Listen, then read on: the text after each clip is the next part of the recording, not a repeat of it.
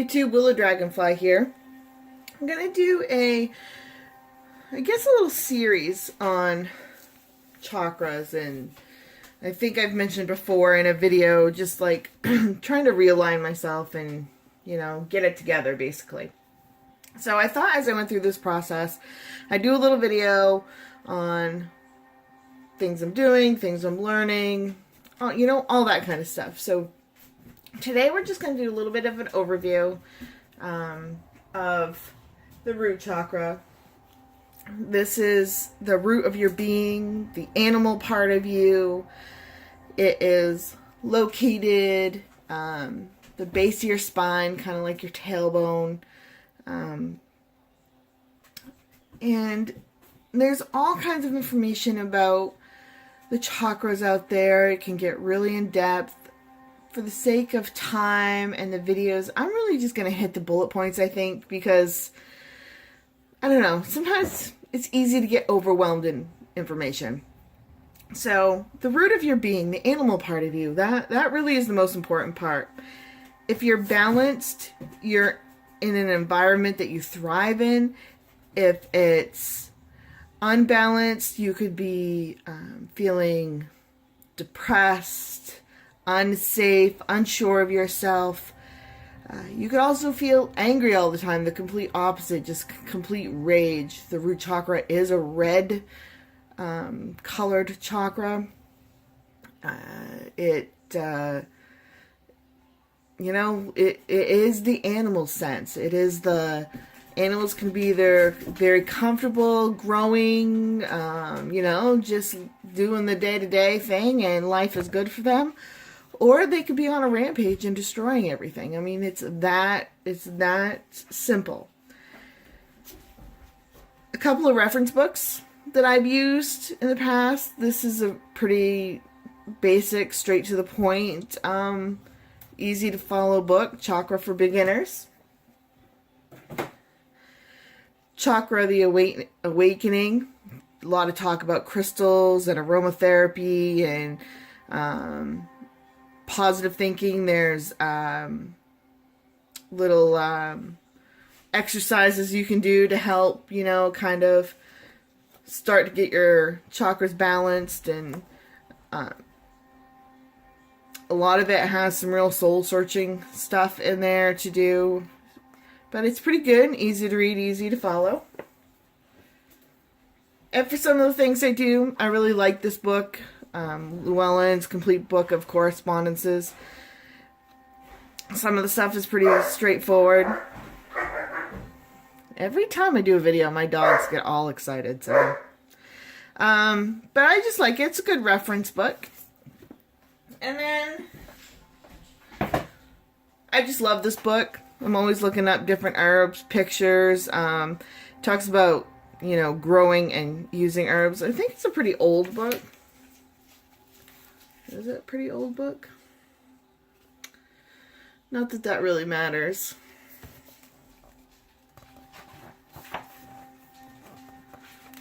I've had it for a really long time. Of course I can't find a date. Oh, 1988. Yeah, so. Anyway, it's a book I really like. So, the whole process, the whole point of this is, balancing my chakra, getting it back to a good, steady place. Some of the tools that I'm going to use during this process are different colored stones. And I'll kind of just go around my table here just to show you what we've got. Let's see, can you see that over there? There, how's that? We got some mahogany obsidian. Let's see if I can get the light to hit it. So this is a really deep red with black obsidian mixed in. It's probably one of my favorites. I do have a bigger piece over here. You see? Kind of may look brown, but it's really a kind of a maroon kind of red color.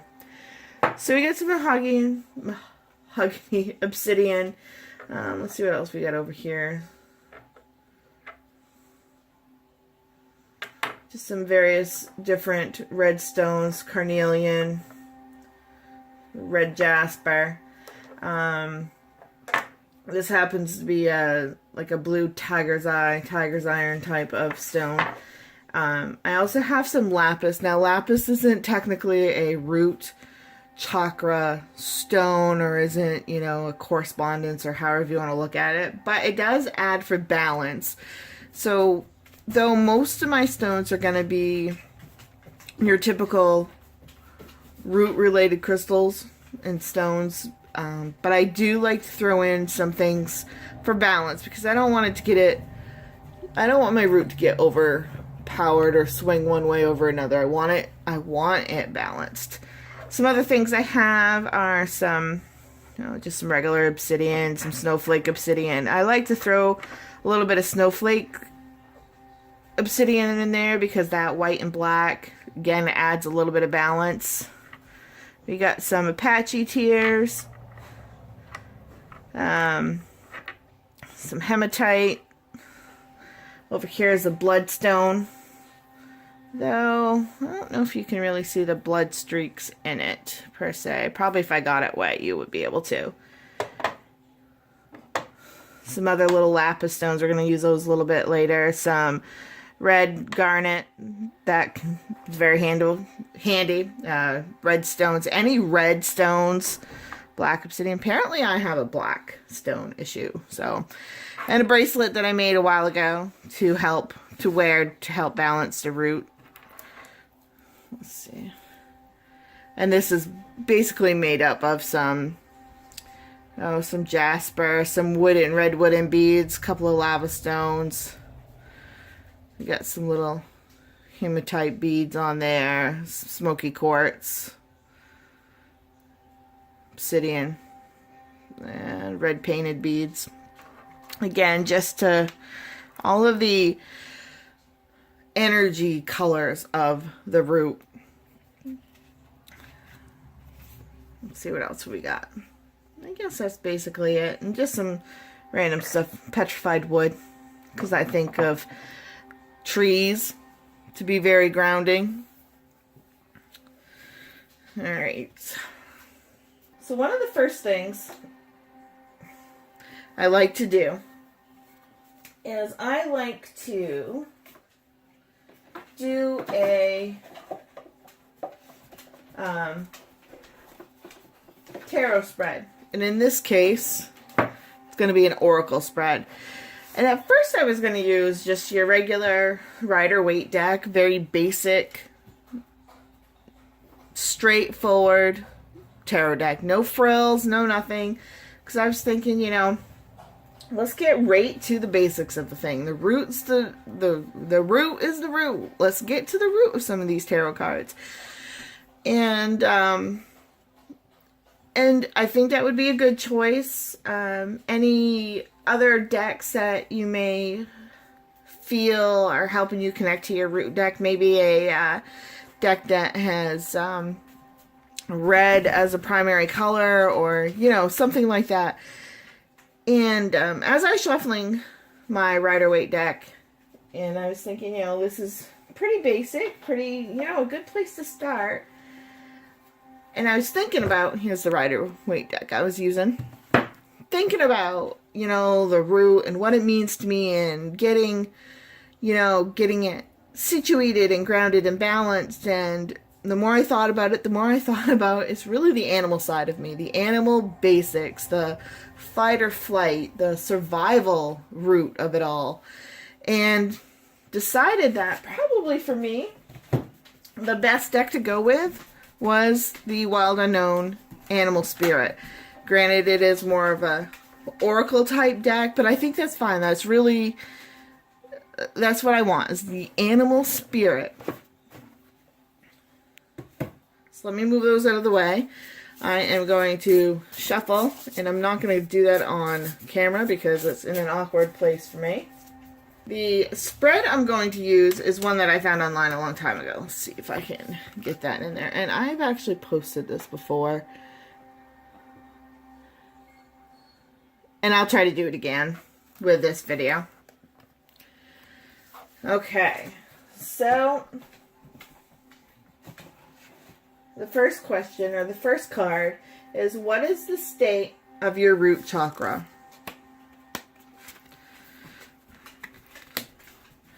And I got the Phoenix. That's pretty interesting. So, the Phoenix is a spirit card. And the Phoenix is all about transformation. So basically, I mean, the simple of it all is my root chakra is in a place of transformation. I'm working on it. I'm working to transform it, to get it balanced. That's a perfect card. Perfect card for this, I think. What do you need to do in order to have a firm foundation in your life? All right, so we have the crocodile. Now, the crocodile card, the crocodile is all about resting and collecting energy,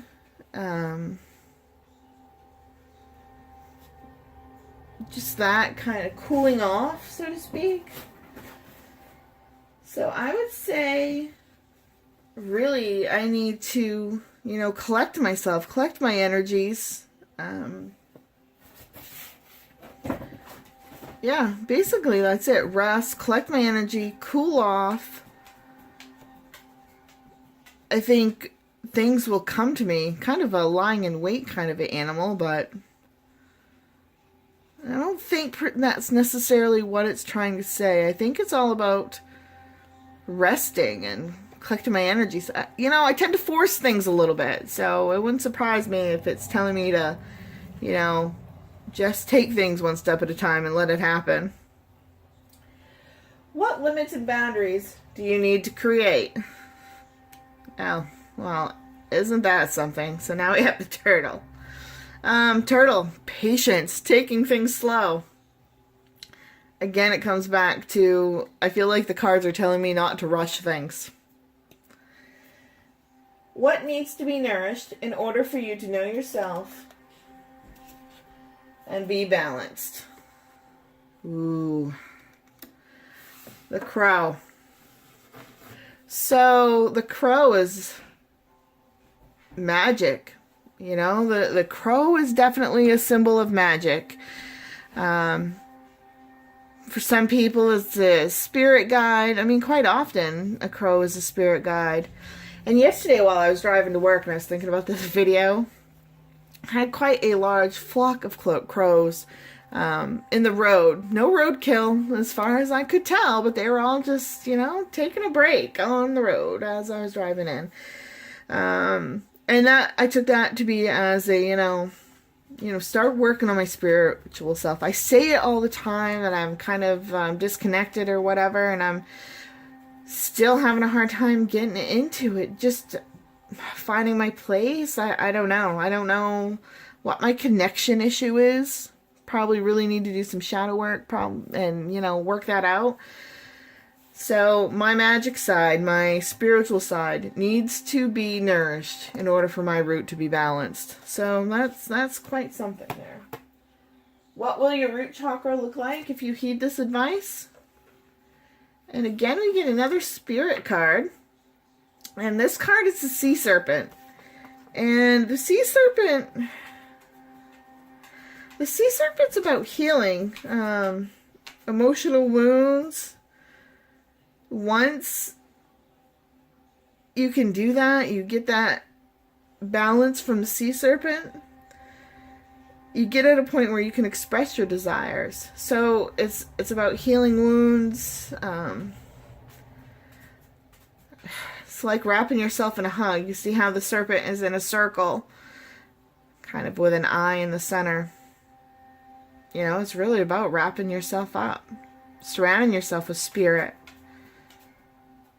So, for me, my root chakra cards are telling me in order for my root to get balanced, which it's in the process of doing, is to collect my energy, take it slow, and wrap myself up in spirit.